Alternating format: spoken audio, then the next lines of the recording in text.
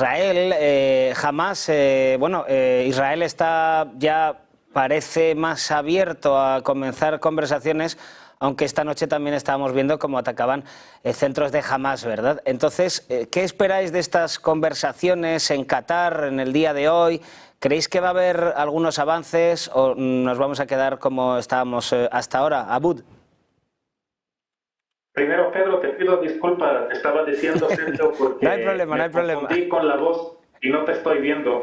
Es la costumbre, no hay ningún problema, vamos. Así estamos. Mira, sobre el tema de las negociaciones, yo creo que Israel ha logrado sus objetivos en el tema de limitar al grupo Hamas en la Franja de Gaza. Al mismo tiempo, ha logrado sus objetivos respecto a Hezbollah en el sur del Líbano. Y lo más importante de todo esto es que con la caída del régimen al-Assad, en la misma hora, la misma noche, el ejército israelí avanzó a puntos que jamás había llegado en Siria desde 1970 o 1973. Dentro de esos puntos se trata del monte Hermón, que es el monte más alto en esa región y que tiene importancia religiosa por el pueblo de Israel, y aparte tiene una importancia estratégica por la altura que tiene, por los alcances de los radares que podrían instalar en este monte. Y estamos hablando de que el ejército de Israel ha llegado a 12 kilómetros, solamente 12 kilómetros de distancia de la autopista que conecta Beirut con Damasco, la capital del Líbano, con la capital de Siria. ¿Eso qué quiere decir? Que el objetivo de Israel sigue siendo rodear todo lo que es el sur del Líbano, porque si nosotros vemos el mapa, vemos que esos territorios que ocupó Israel recientemente, pues realmente están rodeando la parte sur de la frontera del Líbano. Están aislando el sur del Líbano como una medida para desgastar Hezbollah, desgastar esas bases militares que tiene, cortar todo tipo de apoyo que podría aún llegar de Siria, porque sabemos que dentro del contexto sirio, la parte sur es donde se concentran los drusos.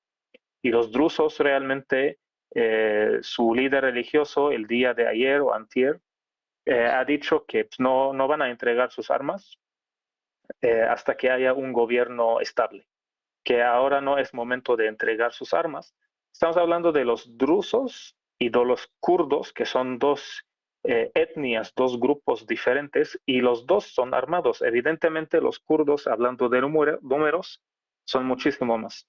Pero regresando al tema de los drusos, lo que hace Israel es, no tienen la certeza de que el nuevo gobierno va a poder controlarlos, entonces mejor garantiza todo el corte que ellos quieren, el aislamiento que quieren para Hezbollah en el sur.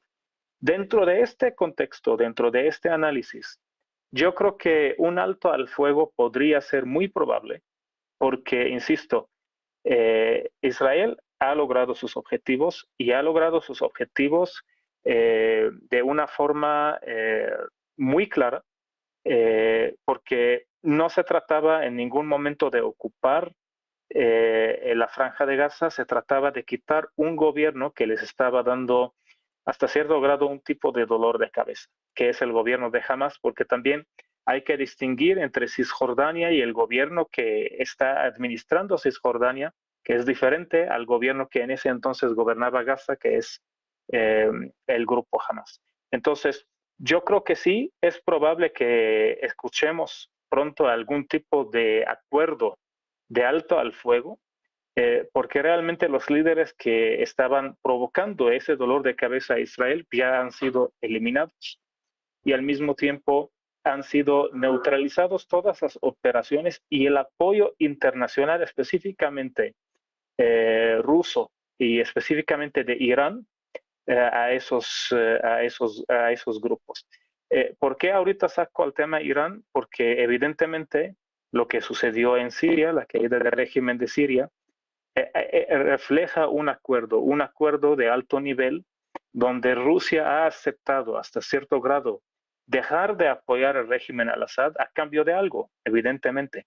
Y ese algo podría ser algo relacionado con Ucrania, podría ser diferentes otros motivos, porque tenemos que alejarnos un poquito de la ideología política, de la ideología social, que con una estrategia mediática siempre se pone enfrente, es decir, la diferencia religiosa, entre los alawitas, los suníes, etcétera. Pero realmente hay algo más detrás que tiene muchísima más importancia y tiene mucho que ver con el sector energético. Hoy en día la caída del régimen al-Assad en Siria quiere decir la caída de una barrera que ha sido muy fuerte, que evitaba que un megaproyecto supermillonario de ductos de gas natural desde el Golfo Árabe lleguen a Europa a través de Siria y Turquía. El régimen sirio desde hace mucho tiempo ha insistido en rechazar ese tipo de proyectos y evidentemente el rechazo de este proyecto es un apoyo al gas ruso y a la fuerza rusa dentro del sector energético. La pregunta hoy en día, que dicho ese proyecto que estoy mencionando, liderado por diferentes países del Golfo Árabe, pues ya surgió otra vez, ya se habla nuevamente de este proyecto que no es nada fácil, se trata de varios años de trabajo. Pero si eso sucede, eso quiere decir que Europa ya va a tener un proveedor mucho más fuerte, mucho más cerca y probablemente más barato que Rusia. Entonces, el hecho de que Rusia ha aceptado que caiga ese régimen que ha apoyado por mucho tiempo, financieramente, militarmente, incluso ha metido diferentes ideas, diferentes estrategias para apoyar este régimen, pone en riesgo de esa pérdida del sector energético ruso, hablando de Europa como consumidor. Y la pregunta aquí es, ¿qué es lo que aceptó a cambio Rusia? Que podría ser, como dije, Ucrania, podría ser también la forma de ver las cosas a corto plazo, porque este proyecto que estoy mencionando no va a estar en un año o dos. Probablemente van a decir, bueno, nosotros aceptamos ahorita Ucrania y ya en 10 años ya veremos cómo será la situación. Pero evidentemente lo que está sucediendo en el Medio Oriente, y ahí mezclo Siria y mezclo Israel y Hamas, tiene la bendición y tiene un acuerdo entre todas estas partes, incluyendo Estados Unidos, incluyendo Rusia, incluyendo Irán, porque pues, tampoco es lógico que estamos viendo Irán en total silencio.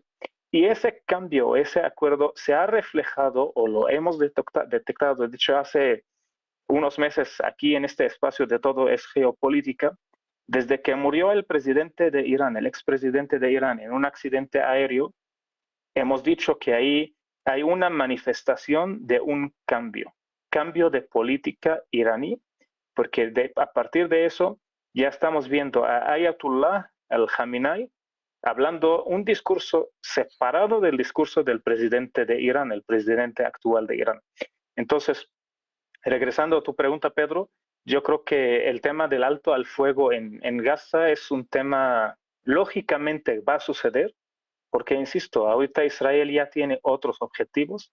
Dentro de esos objetivos es garantizar más el norte y seguir cortando todo tipo de apoyo internacional o apoyo humanitario que podría llegar bajo el título humanitario, pero sin embargo con armas, con otros tipos de ayudas a esos grupos que les han generado mucho dolor de cabeza a Israel.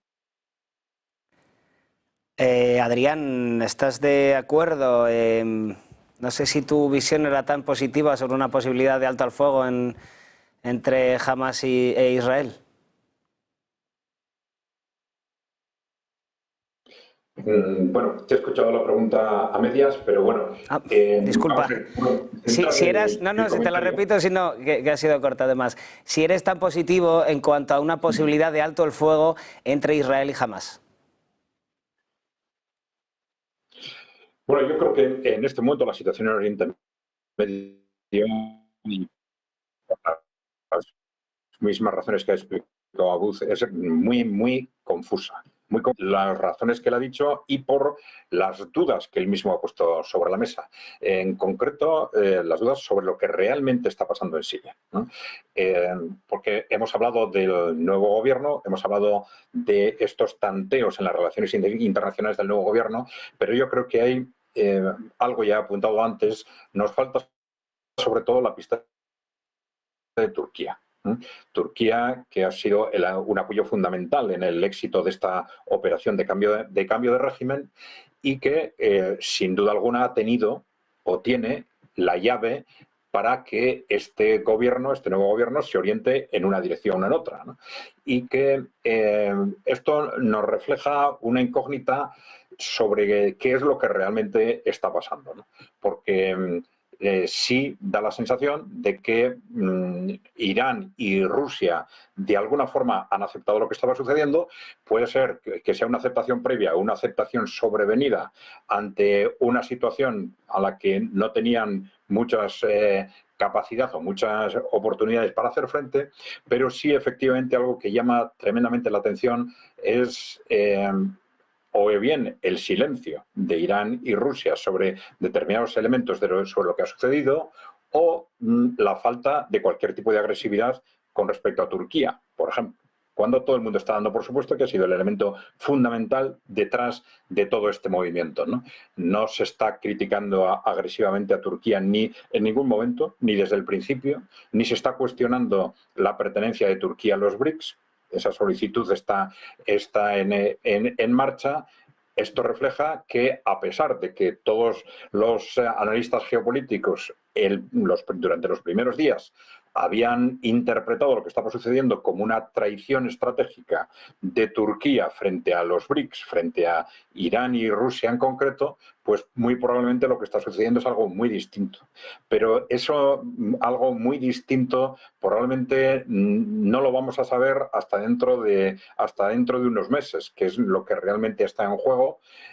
Abud ya lo ha dicho de alguna forma, que es lo que ha llevado a Irán y a Rusia a aceptar ese movimiento estratégico. Y claro, eso lo vamos a entender seguramente cuando el nuevo gobierno empiece a tomar medidas y dentro de esas medidas veamos qué hay más allá de ese caos propio de organizaciones yihadistas descontroladas, ¿no? Esto es lo que nos va a dar una información real sobre en qué medida la apuesta por parte de quizás de Estados Unidos o de Israel, pues ha sido realmente un salto adelante, un paso adelante estratégico, o ha sido un error estratégico pensando que el nuevo régimen iba a ser algo distinto a lo que realmente va a ser. Pero ya digo, estamos en una situación todavía muy confusa y creo que el futuro durante los últimos meses o años, evidentemente tenemos la presidencia de Trump, que va a marcar una línea sobre el futuro de Oriente Medio durante los próximos años, pero descubrir lo que realmente va a ser Siria y en relación con ello, las verdaderas intenciones de Turquía detrás de todo esto, yo creo que va a ser un elemento clave. Turquía siempre ha sido una incógnita en cuanto a su alineación con uno u otro bloque, en cuanto a su respeto o no de los compromisos previamente adquiridos, pero esa incógnita puede resolverse en cualquiera de las dos direcciones, si se quiere, en relación con este movimiento en concreto en Siria. Yo creo que ahí van a estar la clave de lo que van a pasar en los últimos meses, también seguramente en relación con el conflicto Israel-Gaza. Ezequiel. Respondo por otro lado. En 1996, poco después de la asunción de Netanyahu como primer ministro, por primera vez, en aquel entonces su primer mandato, los halcones neoconservadores estadounidenses generaron para Netanyahu, a pedido de Netanyahu, un documento conocido como A Clean Break en inglés, una ruptura limpia, una nueva estrategia para proteger el reino o el dominio israelí. Básicamente en este paper, en este artículo, presentaban una nueva línea para la política exterior de Israel basada en generar conflictos con los estados enemigos de Israel de manera de realizar un rediseño de Medio Oriente.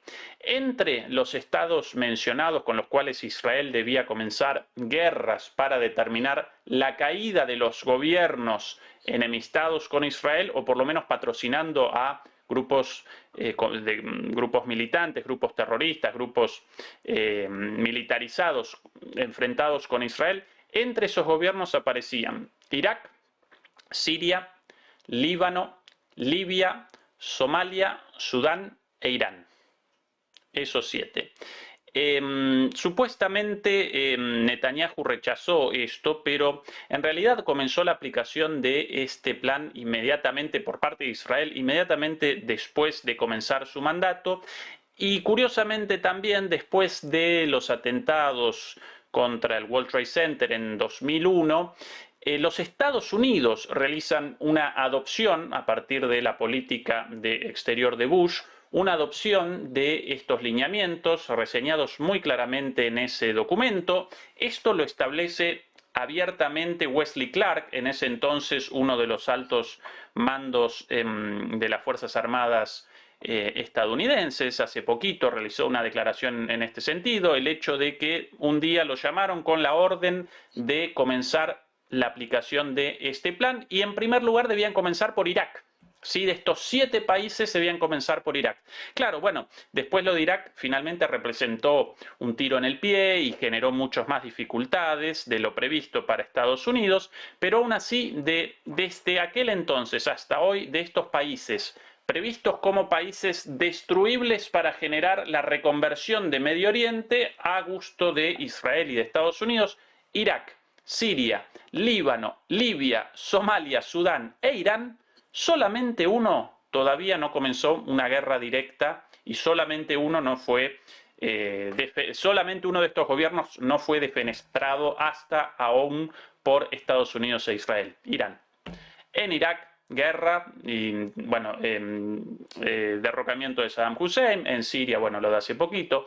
En Líbano, varias intervenciones militares, guerra permanente. En Libia, el desastre de la guerra civil con intervención de la OTAN. En Somalia y Sudán generaron también un desastre con guerras civiles en curso en este momento. Solo aparece como único miembro de este selecto club de enemigos de los halcones neoconservadores estadounidenses y del gobierno de Netanyahu, Irán, todavía como la única guerra no comenzada.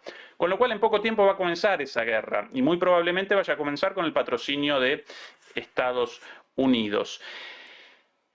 Esto debemos recordarlo como contexto porque posiblemente un alto en fuego en Gaza aparezca en línea para Israel con el objetivo mayor de una guerra directa con Irán, con el apoyo de Estados Unidos. Sin el apoyo de Estados Unidos no pudo directamente contra Líbano de manera directa, solo pudo contra Siria a través de, bueno, un golpe de alguna manera indirecto, ¿sí?, con el derrocamiento de Bashar al-Assad. Tampoco puede contra los yemeníes en términos militares, no pudo con los objetivos de liberación de los secuestrados de Hamas y la eliminación de Hamas.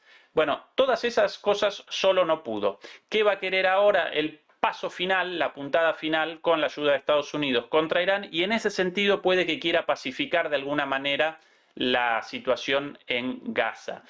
Pero recordemos también que todos los acuerdos de paz o altos el fuego negociados por Israel en realidad responden a su situación actual, y a Israel los abandona sin el más mínimo empacho en la primera situación de necesidad, como por ejemplo ahora los acuerdos de alto fuego con el Líbano, violados una y otra vez por Israel, supuestamente bajo el monitoreo, bajo la monitorización de Estados Unidos, pero Estados Unidos obviamente no rechaza esto de ninguna manera. Así que podría generar en ese sentido estratégicamente un alto el fuego, sí, pero según su propia conveniencia y no por la eliminación de Hamás o la liberación de los secuestrados o por mucho menos por amor a la paz y a el respeto de la vida de los palestinos, eso de seguro, ¿verdad? Efectivamente, estamos también pendientes de esas conversaciones. También mientras Israel esta noche seguía atacando a Hamás, ¿cómo puede facilitar esto las conversaciones, el seguir atacando sitios y bueno, verás que son menos 10, un segundo. Vamos a ir al siguiente tema directamente, ya que hemos tocado este. Uno que me interesa mucho es cómo Elon Musk está entrando en la política de todo el mundo. Ahora, después de haberlo hecho en la estadounidense, ya de una manera pues muy clara, también entrando en la política con un nuevo puesto, con el que se supone que va a adelgazar el ente público estadounidense. Pero también instando ya a convocar elecciones en Reino Unido. ¿Cómo estáis viendo esta, no diremos injerencia tampoco, porque, pero bueno, es al final el hombre más rico del mundo, un hombre muy poderoso, un empresario de éxito mundial en muchísimos sectores distintos, que tiene grandes intereses en muchos sectores distintos, entrando claramente en política ya, pues por lo menos de una manera desde la opinión. Entonces, ¿qué os parece? ¿Qué me podéis decir sobre esto? Abud, por ejemplo. Tenemos solo unos 5 minutos para los tres, os pido que seáis breves, por favor. Ok, voy a ser lo más breve que pueda. Es un tema muy interesante. Yo lo relaciono, más bien llevaré el asunto